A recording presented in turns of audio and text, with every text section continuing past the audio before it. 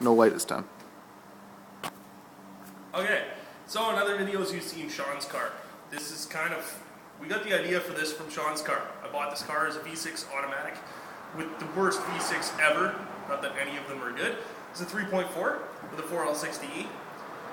We bought a parts truck with a 5.3 liter, also 4L60E. We dismantled and combined the two transmissions to make it work in the car. We swapped a bunch of parts out, did some modifications on the truck motor to make it fit. We've actually managed to make the truck wiring harness work here. There's a lot of shit that is not finalized. It works and that's about it. It's really ugly, but we want to get it working. And then we'll fix up the small stuff after once it works. Unfortunately, this is never going to work. We had some oiling issues. We replaced some bearings. We had a bottom end knock and blew something out the side of the block that said something. We'll find out once we have the motor out. We haven't touched it in a couple of months. Some fun stuff.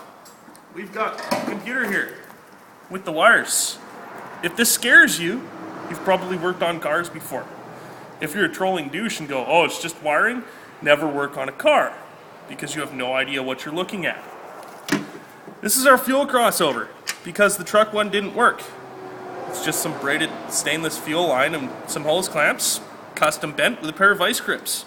Again, it works.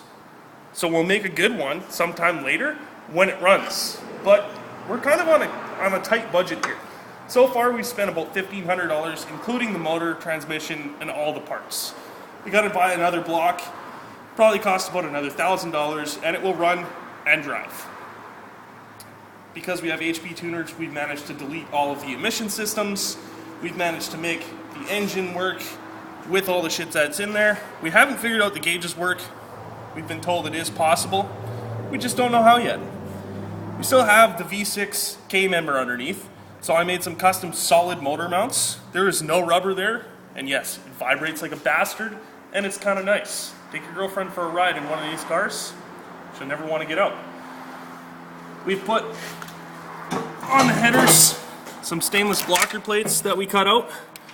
This is to block the secondary air injection and the EGR on the other side so that we don't have to worry about that shit because I don't want exhaust gases in my intake. It's not helpful to me. We bought a custom throttle cable. We actually modified our throttle body, which is not here, so that it would work with the car intake, which sits much lower. And we've put a custom belt on so that we can get rid of some pulleys. All in all, it's kind of a hack job, but it was running and driving, and it was working quite well actually. Then we blew it up. So we're gonna pull this out, see what's wrong with it, and start taking some parts off so we can put it on a 6 liter instead of a 5.3, because go big or go home. Awesome. The first thing you do when a motor is coming out of your car is unplug all the things that plug into the motor that are electrical. You could keep track of them, or you could just give no fucks, because I don't think two of them plug into the same thing unless you're completely being a retard and trying to plug things mixed up, in which case they probably won't reach anyways. But go ahead and try, you never know. Some people are that actually dumb. We've already done that, so now all we really have to do is unbolt those nice solid motor mounts, assuming they will unbolt, and attach the motor, some part of it, to a forklift and just pull really hard. Kind of like how I was born.